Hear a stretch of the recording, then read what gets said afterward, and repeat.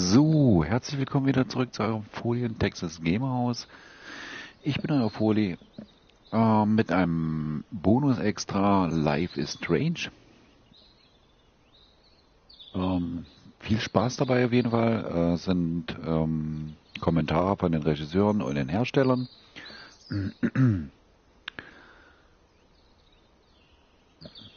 Hey Yo Comedy Show. Ansonsten möchte ich auf jeden Fall nochmal grüßen die komplette Butterfly Effect Crew und natürlich den YouTuber und ein guter Zockerkollege, den von Zocker TV 2013. Schöne Grüße, Chris. Ja, viel Spaß dabei. Wie gesagt, Life is Strange, Kommentare von den Regisseuren. Als erstes haben wir zwei Regisseure.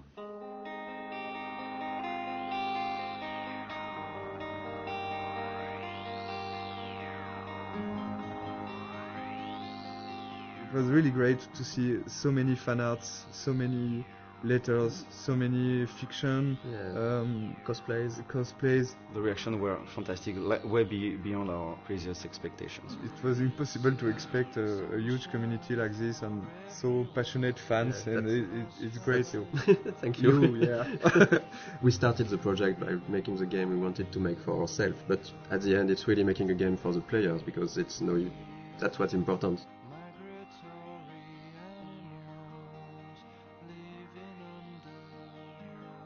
So welcome to the dev commentary of Life is Strange. We're really happy to be there and talk about the game.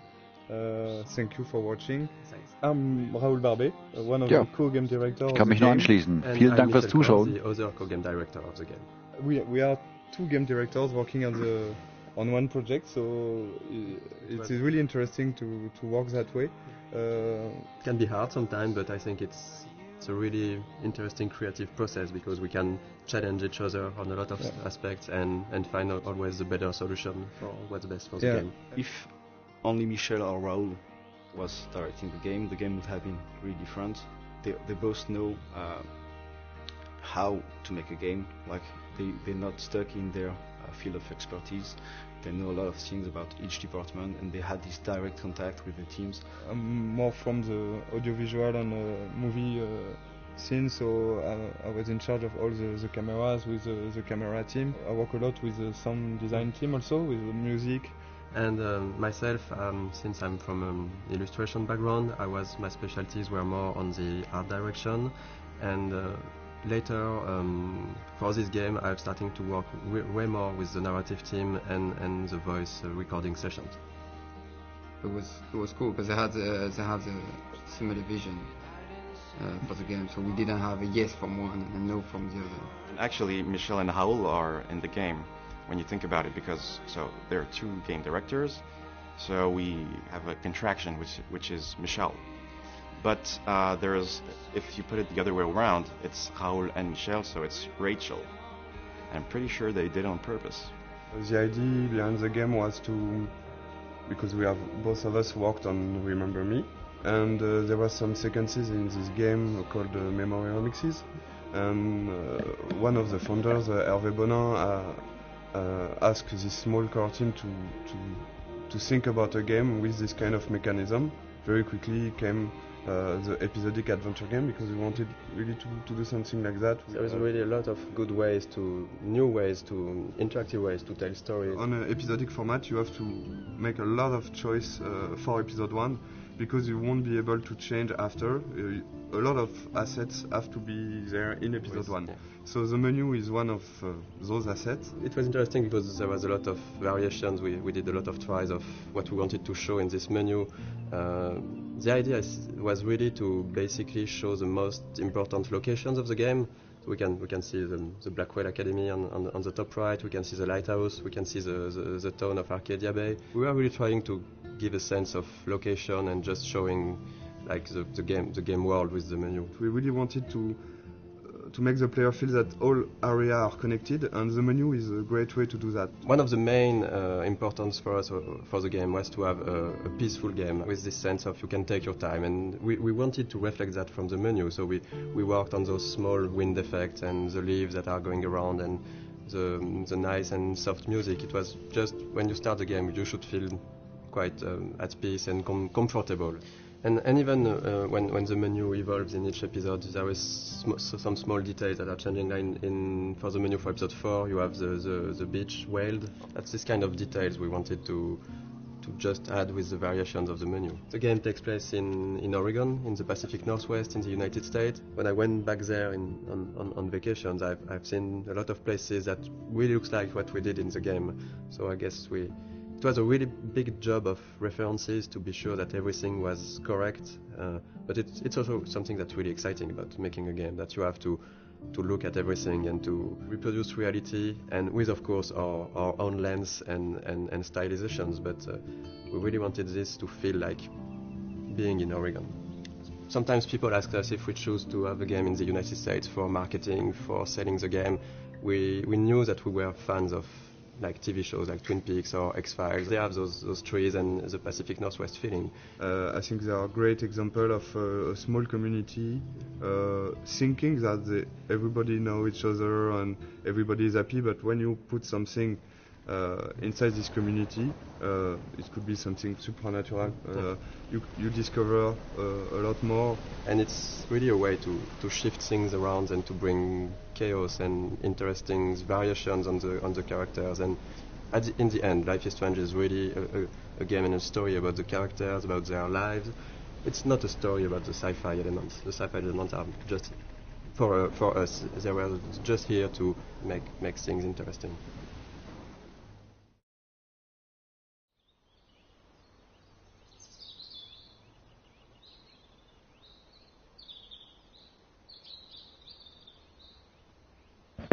So, das war's zu Part 1.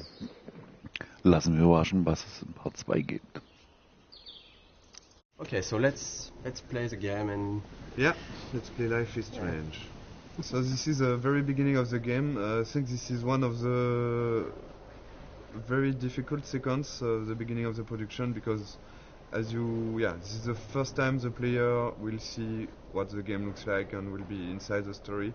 So we got a lot of discussion about this one, and a lot of discussion about the shots, how we are going to present Max's character. The important, as this is a video game, is the player to know where he has to go and the objective of each scene. This scene is a link to the end of the game, of course, and it's also to close the loop and begin with this scene. And when you know the end of the game was something we really wanted to have, so we can see all the FX, and we've got one FX artist, very talented, Thomas. Here you can see a lot of his work, all the particles, the tornado. We took a lot of time to work on this tornado, because when you're working on an episodic game, it's important to still hook the player from episode 1. So that's the kind of discussion we had about the rhythm, to when should we put something that has a bit more impact and that feels something that shows the player that there is something bigger. So this introduction was a bit like that. We wanted in Life is Strange the player to always know what Max is knowing and to just be with her. At this moment, Max doesn't know where she is, and the player doesn't know it either.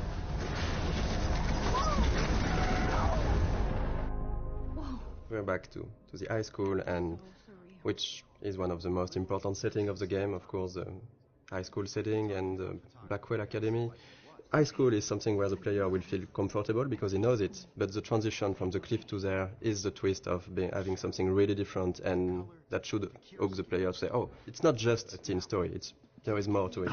And then, of course, we can go much over than that and twist it and change the characters. But it was an interesting starting point creatively.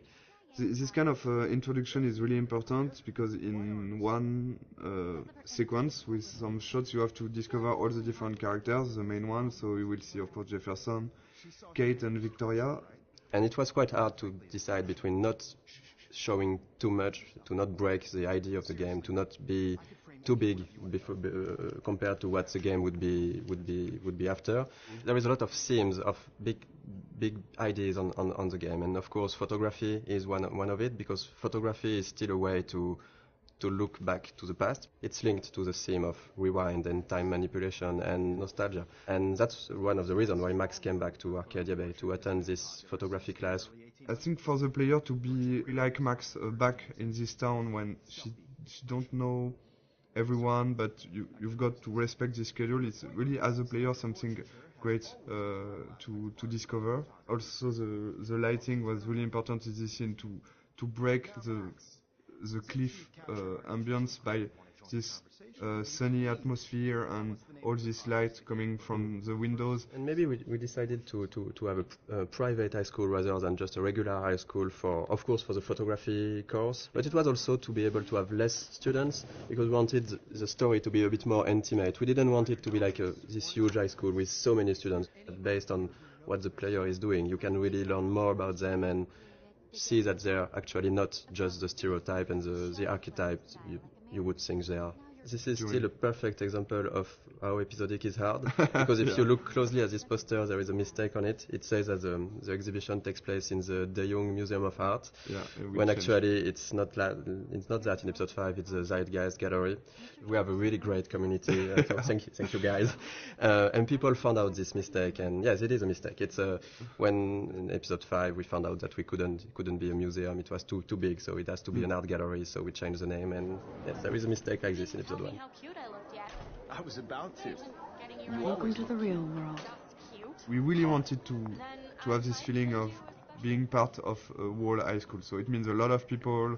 It means bullying. It means difficulties when you're a teenager in this kind of world.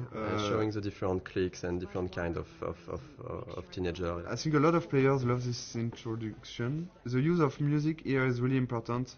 As Max feels insecure in this atmosphere, we wanted her to isolate, and the music is a great way of isolate yourself when you just want to be on your own. And so since the beginning of the game, we were working with licensed tracks, licensed music. We test when we testing and prototype some scenes. We put some licensed tracks from artists we love, and Scene Matters was one of them. And when we asked Jonathan Morali, who is the lead of Scene Matters, if it's possible to use his music, he's a gamer, so it was really happy to have this new experience, and for us it's just incredible to work with him. And this kind of editing is really, really difficult to do, because you have to choose the important moment in a song and to choose the right images. Because our writer Jean-Luc has written many scenes built around music. The edit is based on the music. It's not the other way.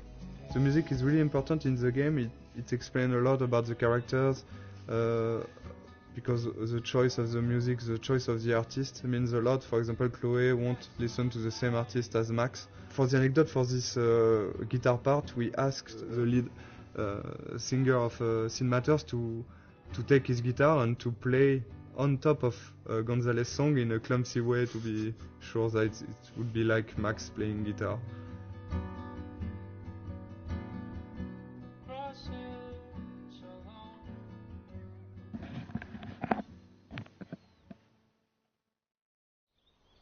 So, das war's. Lasst uns live Strange spielen. Sorry. Zungenbrecher. So. Vorsätze. Okay, so the objective of this scene was to go into the bathroom. I think you can hear the great sound work. Sebastian, the audio lead, has worked a lot on this kind of effects. When you take out your earplug, you can hear more the ambience. And this kind of art is done by our main concept artist. We got like 4 concept artists working on the game, with Edouard. Who has made a lot of artwork. He was the one concept artist. So basically in the beginning we do a lot of documentation, like we do a lot of research from all those pictures we can find on the internet. Every room, every character needs to tell you a story, who they are, what they do. And just for following the scene, even for the mood, when it's still the rhythm of the game. So we wanted this scene in the bathroom to have a really cold and harsher and more contrasty lighting, to be different from the soft and warm lighting from the art class before. I think this scene, that was here one of the mistakes we have done with the game. for example, when Max is tearing apart the Polaroid. In fact, I don't know if you have tried to tear apart a Polaroid, but it's quite impossible. Yeah, you can. We tried it. You can't do it. It's too strong. It's plastic, it's and it's impossible to tear it like she does. But of course, there is a lot of symbolic behind this, and so we decided to keep it, even if it's non-realistic. Maybe it's a bad Polaroid quality, and we can do it. So you can see the butterfly coming in from the window. There's a lot of symbol behind this. The butterfly, of course, with all the butterfly effect thing, and the fact that Chloe has got some butterflies on her tattoo, and the color of her hair based on the color of the butterfly. Really something we wanted to. Here the blue butterfly is really, really important, and of course at the end of the game it's much more important. One of the fans' favorite, and of course a character we really love, Chloe. She's one of the most important characters, because at the end the choice is about her. It was really important to create this character the best way possible, so the player would learn to care more and more about her.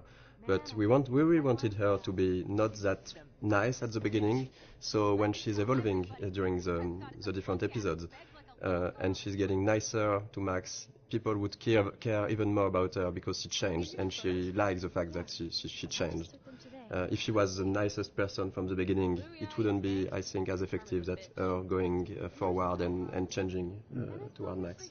Sometimes some players hated Chloe during the first episode, and I think it's not a bad thing, because you can dislike a lot of things about her personality, and after in episode 3, and of course at the beginning of episode 4, there is really something more to this character, and I think it's like having in real life with a friend. There is always some things you don't like, and the relation between Max and Chloe talk about that, and I think it's really interesting to see how the player will learn to like more and more Chloe. And I think it was one of the biggest challenge of the writing process, because we have 5 episodes, we have a limited amount of time, and we need to find the good beats and the good pacing to make those characters evolve. It's a really intimate story, and it's mostly just centered on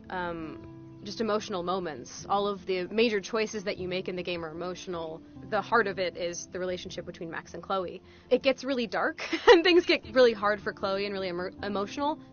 In the game, one of our goals was also to be able to talk about real-life issues, about some social themes and difficult themes that can be experienced in real life. I mean, it's different to other games where there are bigger issues like situation of life or death or war or stuff like that. And in this game, we wanted really to focus on more human issues on a smaller level. The mood of the game and the themes of the game. It's the themes that we tackle in the game are not something that you see often in other games. We try to be mature about it. We try not to force it onto players, and we try not to be too brutal about it. We have issues like domestic violence, family issues. So talk about drugs, alcoholism, and depression. It's part of a reality, and I think it was really important for us to not avoid that. And I think it's a great video game is also a great media to talk about that, because as a player you will be involved maybe more than just looking at a movie or reading a book. You will be really part and actor of this experience. We were not sure that Square Enix, the publisher, would approve all the themes, the intense scenes we have, and how we deal with them. And really early in the discussions, we were relieved to see that they didn't want to change anything. They just wanted to make sure that we deal properly with the scenes or themes, and this is exactly what were our intentions. So it's again a key scene.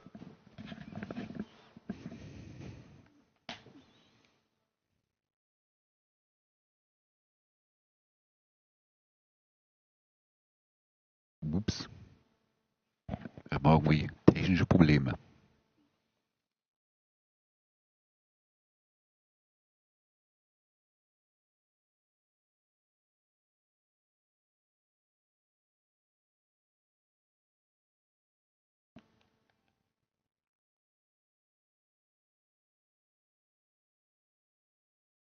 So, dann würde ich mal sagen.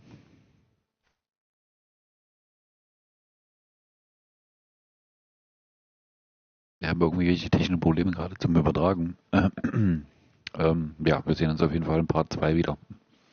Danke fürs Zuschauen bis jetzt. Euer Foli, macht's gut, haut rein. Ciao, ciao.